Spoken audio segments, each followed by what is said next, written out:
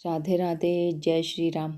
हर माह में 2 बार एकादशी पड़ती है, एक कृष्ण पक्ष में और एक शुक्ल पक्ष में। चैत्र मास के कृष्ण पक्ष में पड़ने वाली एकादशी को पाप मोचनी एकादशी के नाम से जाना जाता है।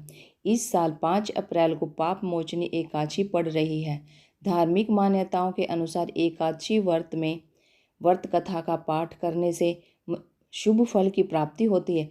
पाप मोचनी एकादशी व्रत कथा का पाठ अवश्य करें। इस व्रत कथा का पाठ करने से पापों से मुक्ति मिल जाती है। पाप मोचनी एकादशी का शुभ मुहूर्त भी जानें।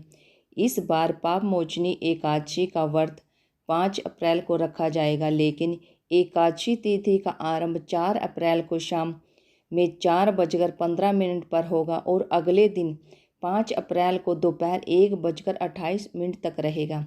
व्रत 5 अप्रैल को ही रखा जाएगा। तो शुरू करते हैं आज की कथा। धर्मराज युधिष्ठिर बोले, हे जनार्दन, चैत्र मास के कृष्ण पक्ष की एकादशी का क्या नाम है तथा उनकी विधि क्या है? कृपया करके आप मुझे बताएं।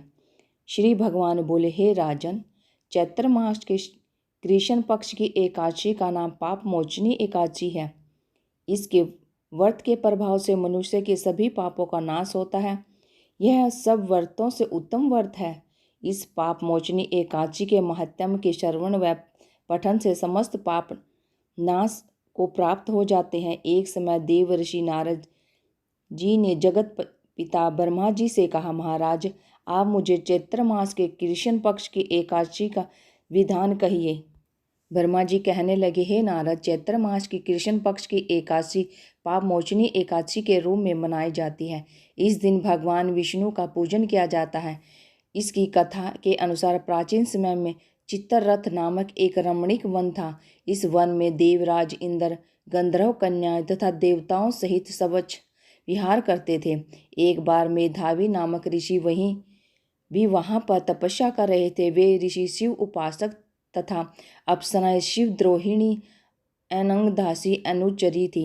एक बार कामदेव ने मुनि का तप भंग करने के लिए उसके पास मंजू घोष नामक अप्सरा को भेजा।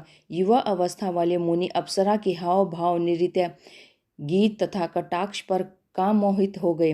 रति क्रीड़ा करते हुए 57 वर्ष व्यतीत हो गए। एक दिन मंजू घोष ने देवलोक जाने की आज्ञा मांगी।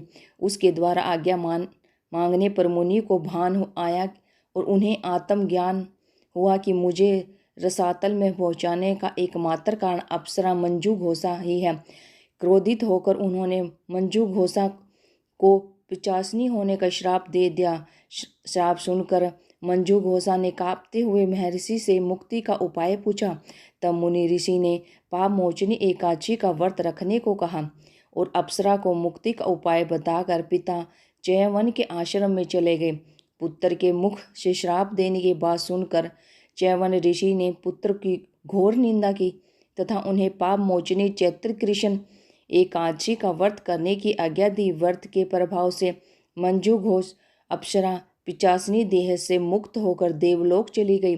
अतः हे नारद, जो कोई मनुष्य विधि पूर्वक इस व्रत को करेगा उसके सारे पापों की मुक्ति होना निश्चित है, और जो कोई इस व्रत के महात्म्य को पढ़ता है और सुनता है उसे सारे संकटों से मुक्ति मिल जाती है।